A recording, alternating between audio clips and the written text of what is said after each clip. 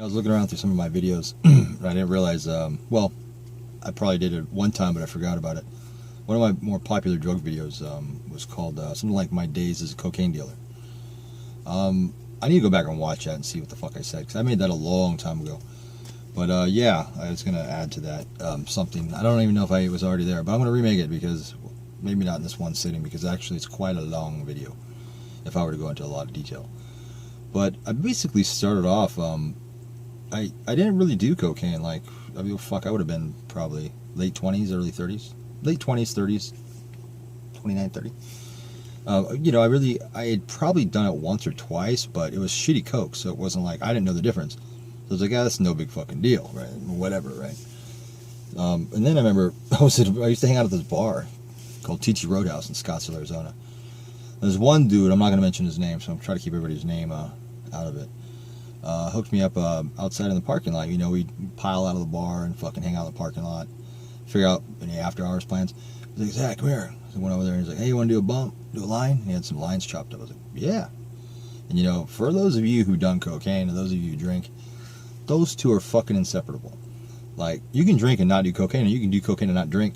But if you're a drinker and you've done cocaine, every time you drink, you're going to want it. Or at least if somebody puts it in front of your face. It's just one of those drugs that, like, they really complement each other. In fact, my brother, older brother, and I had a joke. We'd say we'd spend $40 getting drunk and $40 getting sober, because cocaine's an upper, a stimulant. So you'd be drunk, and don't get me wrong, you're still fucking drunk, but you don't feel drunk anymore. You'll like wake your ass right up, and all of a sudden you're fucking Superman, and even scarier because you're a drunk Superman. But yeah, so he gave me a line. I was like, whoa, because it was like decent cocaine. It was the first time I'd done it. I was like, whoa, that's fucking amazing. You know, and from there on, it was like, fuck. You know, I almost wish he never gave me that line, because I spent thousands of dollars and almost got arrested several times. Probably did a lot of stupid shit under the influence. But anyway, I started working at this restaurant. Fuck, I better not say that name either. Fuck, can't say anything anymore. We're at this restaurant in Scottsdale as a server and a bar back. And a lot of Mexicans work there. I mean, it's a restaurant in Phoenix, Arizona. There's always going to be a lot of Mexicans there. Anyway, you know, became friends with them, being a server and whatnot, you know, and, you know, whatever, you know, it's just, anyway, they used to pass around a lot of cocaine, and, like, you know, I kind of knew what was up, but didn't really say anything, so I was kind of new, so I got pulled over to the side by this head server guy. We'll just call him Jorge, right, because that's a generic enough name. Anyway, yeah, you know, he's like, hey, we're going to cut you on this, but you got to keep it low Q. If you start fucking up, you know, that's it. So anyway, we started passing around coke, you know, and, you know, me and a couple other servers would do it, like, almost every day, at least every day that we worked.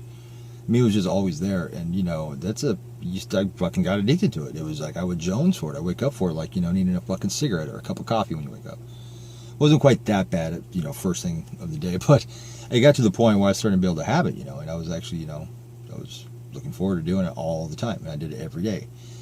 Well, eventually, these Mexicans got tired of me, like, running it for me, you know, because, you know, I was asking for it every fucking day. And so finally, we went to this club one night. It was this Mexican dance club.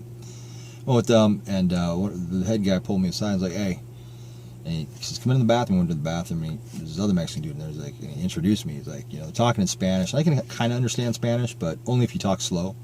If I'm drunk, though, and I'm just not paying attention. But anyway, so he introduced me to the dude.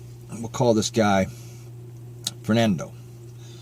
And he introduced me to Fernando, and Fernando, you know, he's kind of quiet. He didn't speak a lot of English, so I think he's a little uncomfortable. And I'm like the only white guy in there, so that's, you know, out of like 100 Mexican people. So I kind of, maybe he's uncomfortable too. And we're in the bathroom. So basically, he pulls me in the bathroom and basically just says, tells the guy, like, hey, it's my friend Zach, and blah, blah, blah. You know, he's going to be going to you directly from now on. I'm tired of fucking, you know, running his shit. And he picks up for a lot of other people too, so, you know, he's a good guy, I can trust him, blah, blah, blah.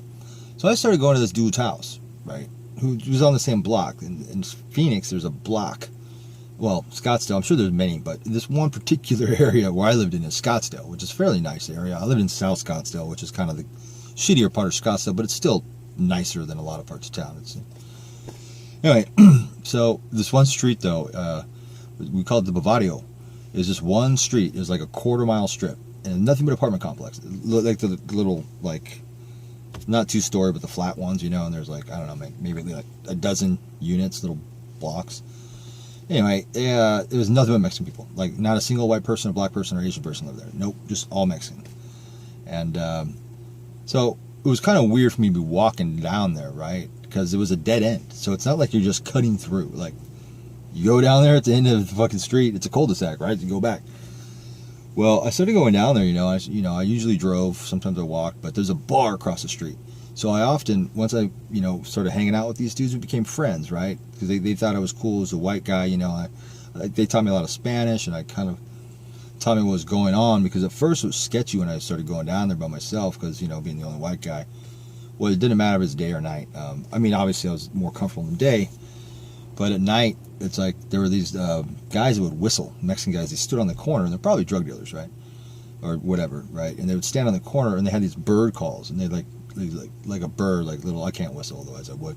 But they'd do these like little tones, beep, beep, beep, whistles, and that was telling people around, like, hey, there's somebody coming.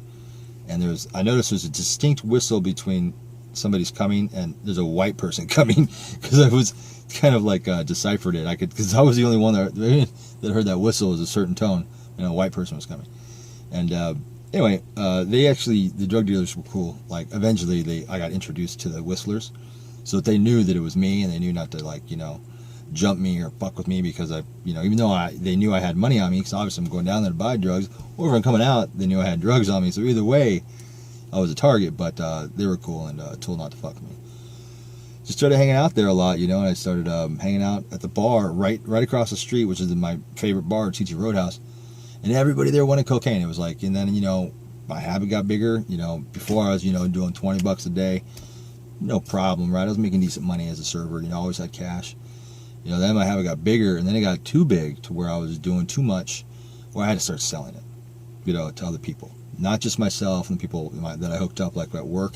It went from there to the bar. And when I got to the bar, fuck, that's a whole nother shenanigans. I mean, selling cocaine is, any drug, but especially addictive drugs like cocaine or meth or heroin, anything like that, or pills, anything that has an addictive thing to it, you're going to run into clientele that are not desirable, because people are addicted to it and they want it, but they don't have any money. So they come up with very creative ways, including robbing you if they can. Not always, but you'll run into other people. I wouldn't recommend it. I mean, I made money, but if you're going to sell drugs, don't do them. Don't do the drugs you're selling anyway, because, it's just too easy if you have a whole shitload of it. But shit, fuck, I don't know how I never got in trouble. I don't know how I never got busted, like, walking down the street, in the middle of the night at close to 2 a.m. to pick up all this cocaine. And I had to break it up all in, this guy wanted 40, this guy wanted 20, this guy wanted a teener. I had to break it all shit up, right? And then I'd have to come back and distribute it and shit. People knew what I was doing, right? I mean, even the people that worked there, it was kind of like, just don't talk about it. But I did it for a long time until that dude he went back to Mexico or something, and cocaine left. And which was a good thing, because that went on for about 2 to 3 years. And it was fuck, like Rick James says, cocaine's a hell of a drug. I did a lot of stupid shit. We after hours parties, staying up for fucking a couple of days on cocaine, and holy shit, that is, it's you can do it, but it's taxing. I mean, it just, I can't even remember how many times I watch the sun come up, and just be like, still be fucking really high, but we'd be fucking drunk and like in somebody's apartment complex in the swimming pool, like on fucking, like, one of those rafts, just fucking staring, watching the sun come up, just with a bottle of fucking Jack or Rumple Milts. This guy always bought cocaine for me, always had Rumple Milts. I got to the point where, like, I was paying people, like, cocaine was my currency, because, from selling it, I'd make a huge profit, but I also have a lot of cocaine, and I would rather give someone cocaine because I bought it for so cheap, and to them it was worth, difference between wholesale and resale. I had a lawyer who defended me, and he loved the cocaine too. Like, I don't want to say he was strung out on it, but he definitely, he was my lawyer. And this guy wasn't just a lawyer; he was a well-known lawyer, and he was an expensive lawyer, fairly famous. And so I was just discreet with him, and like, he'd represent me for free on I never got busted with cocaine, but for petty shit, driving on a suspended license, shit like that. Stupid shit. And, you know, he'd go and defend me, you know, and then he wouldn't charge me because he knew I didn't have any money. But I did have a lot of cocaine, so I'd see him and he'd be drunk at the bar. He only came in like once or twice a week. But then he'd be like, Zach, give me some. What do you got? And it was like I owed him like literally like thousands of dollars, right, in legal fees. So I'd be like, he knew I had it. I'd just be like, oh, fuck, man. You know, and I learned to keep like my main sack in one pocket, and my other sack I knew he was going to, you know, so I could just pull it out and be like, that's all I got. But yeah, no, he would shake me down for, you know, fucking a teener or a 40 or a couple grams or whatever it was that he wanted. And I really couldn't say shit, you know, but, you know, all those after parties, you know, I started working as a doorman for a strip club. Started doing VIP services like Lincoln Town cars and shit, and like catering people. Got on the escort service, that shit. Holy shit. This video is getting really long, but yeah, I'll start to make stories about that. I mean, that whole experience, being like private bodyguards, carrying a gun, selling cocaine, fucking all these shady escorts, you know, prostitutes, blah, blah, blah, driving them all over the fucking city, giving them fucking drugs, you know, fucking picking up businessmen who are paying me like $100 an hour to be like their personal bodyguard, and they want cocaine, they want fucking prostitutes. All that was intertied in together, right? And I'm the guy.